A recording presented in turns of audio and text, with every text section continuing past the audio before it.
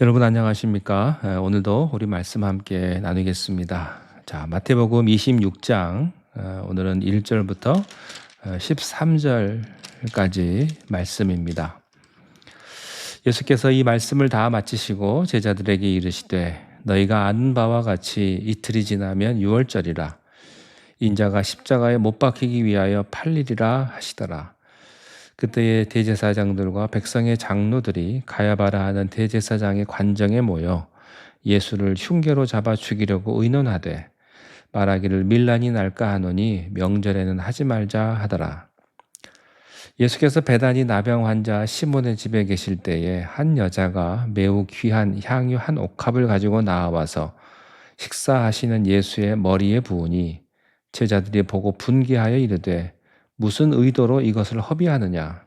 이것을 비싼 값에 팔아 가난한 자들에게 줄 수 있었겠도다 하거늘 예수께서 아시고 그들에게 이르시되 너희가 어찌하여 이 여자를 괴롭게 하느냐?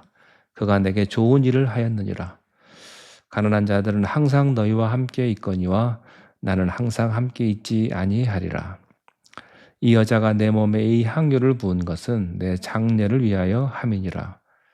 내가 진실로 너희에게 이르노니 온 천하에 어디서든지 이 복음이 전파되는 곳에서는 이 여자가 행한 일도 말하여 그를 기억하리라 하시니라. 아멘. 예수님은 이제 그의 인생의 클라이막스인 십자가를 지는 마지막 순간으로 향하십니다. 예수님께서는 여러 번에 걸쳐서 십자가에 대한 예언을 하셨습니다. 베드로가 주는 그리스도시요 살아계신 하나님의 아들입니다 라고 얘기를 했을 때 예수님이 이렇게 대답하셨습니다. 내가 십자가에 못 박혀 죽은 지 3일 만에 살아나리라 예언하셨죠. 오늘은 예수님께서 네 번째로 자기의 죽음을 예고하시는 모습입니다. 2절에 너희가 아는 바와 같이 이틀이 지나면 유월절이라 인자가 십자가에 못 박히기 위하여 팔리리라 하시더라.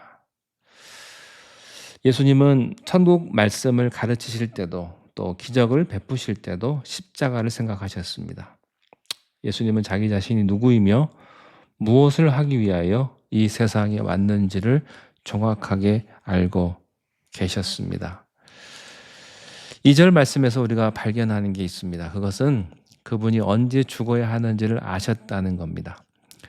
때를 아는 것처럼 중요한 것이 없습니다. 말할 때가 있고 침묵할 때가 있습니다. 나설 때가 있고 나서서는 안 될 때가 있습니다. 예수님은 아무 때나 오신 것이 아니고요. 때가 참에 오셨습니다. 하나님의 때에 오신 것입니다. 지금은 구원받을 만한 때요. 은혜의 때라고 말씀합니다. 지금은 자다가 깰 때라고 말씀하세요. 사람에게는 때가 있는 거죠. 죽을 때가 있는 것입니다. 또 일할 때가 있는 것입니다. 그래서 시간과 구원은 굉장히 중요한 관계가 있습니다. 예수님은 이제 유월절이 지나면 죽음이 자기를 기다리고 있는 것을 아셨습니다. 이제 예수님은 자기의 예언처럼 이제 죽음을 향해 가셨고 죽음은 긴박하게 예수님 주변에 몰려오고 있었습니다. 요세푸스에 의하면 당시 유월절에는 보통 200만 명에서 350만 명이 모였다고 합니다. 그 유월절에 죽은 양의 수가 25만 마리였다고 합니다. 그 25만 마리가 제물로 바쳐진 것입니다. 그래서 요단강물은 핏물로 변한다는 것입니다. 지금 이 유월절 수많은 군중들이 모이는 그때 커튼 뒤에서는 예수 그리스도를 죽이려는 음모가 이루어지고 있습니다. 아무도 이 음모를 눈치채는 사람은 없었습니다. 죽음의 검은 손이 시시각각으로 예수님에게 접근해 오고 있습니다. 이런 긴박한 상황 속에서 아주 놀라운 일이 하나가 전개됩니다. 그것은 한 여자가 식사하는 예수님에게 뛰어들어온 것입니다.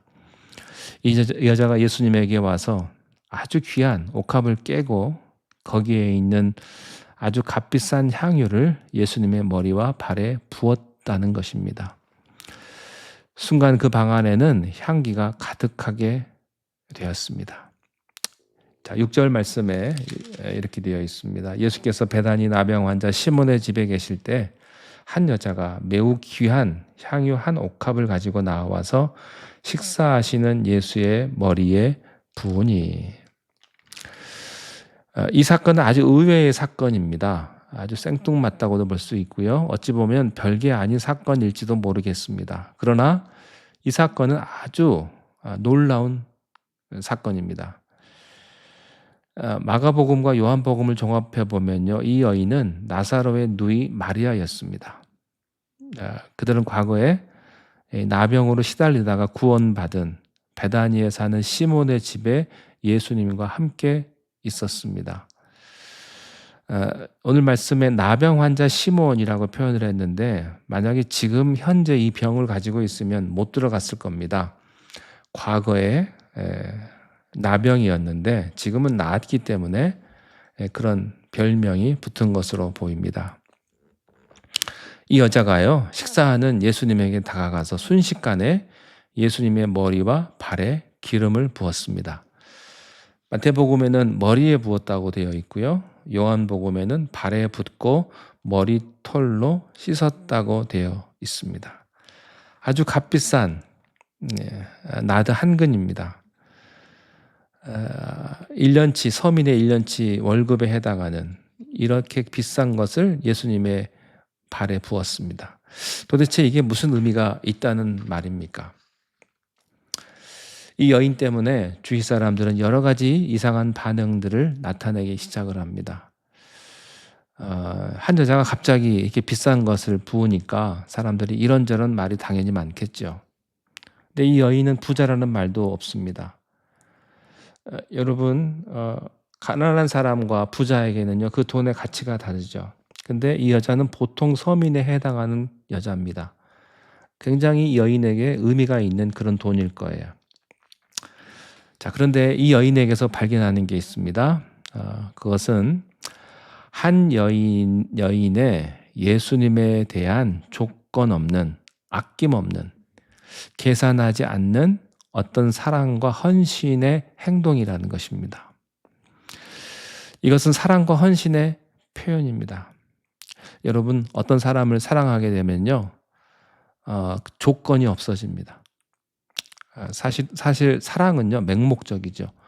조건 없이 맹목적으로 쏟아버리는, 여러분, 사랑하는 사람은요, 돈도 아깝지가 않고요, 시간도 아깝지가 않아요.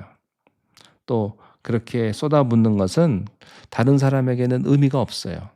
그러나 쏟는 사람에게는 그게 의미가 있는 것입니다. 이것은 사랑하고 존경하는 그 대상에게 계산할 수 없는 사랑의 표현입니다. 이 여인에게는요, 예수님에게 드린 그 비싼 것은 그렇게 별로 중요하지가 않았던 거예요. 아마 이것보다도 더 있었으면 더 했을 겁니다. 이것이 이 여인의 마음이고 이 여인의 사랑이에요. 여러분, 사랑하는 사람에게는요, 돈보다 사랑이 우선합니다.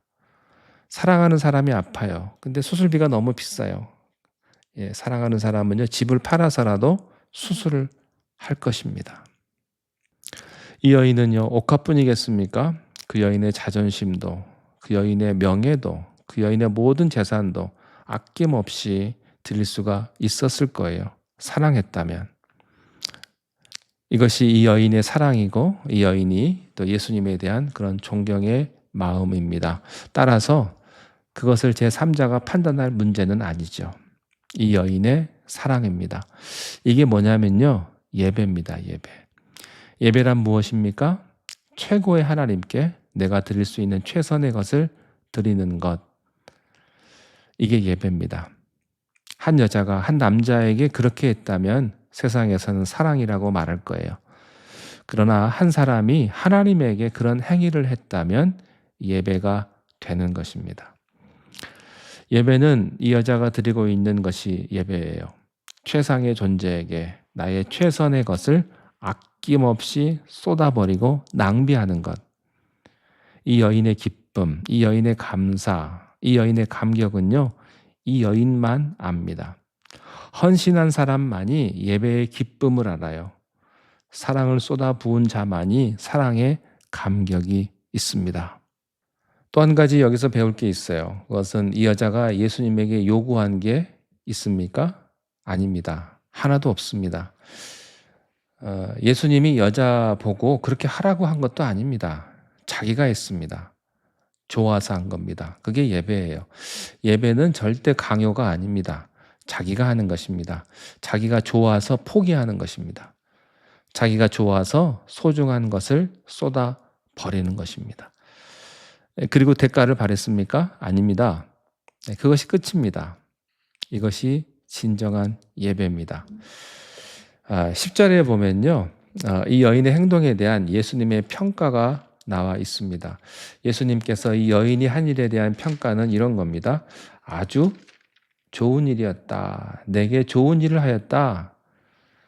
그러면 그 좋은 일이란 무엇이겠습니까? 12절에 이 여자가 내 몸에 이 향유를 부은 것은 내 장례를 위하여 함이니라. 참된 예배는요, 십자가를 향하는 것입니다. 예배의 중심은 십자가다. 어쩌면 이 여인이 예수님의 장례를 잘 몰랐을 거예요. 그러나 이 여인은 자기가 할 수 있는 최선으로 예수님께 나아갔습니다. 그런데 예수님께서 이것은 십자가에 죽을 나를 장사하는 사건이다. 이렇게 말씀을 하신 것이죠.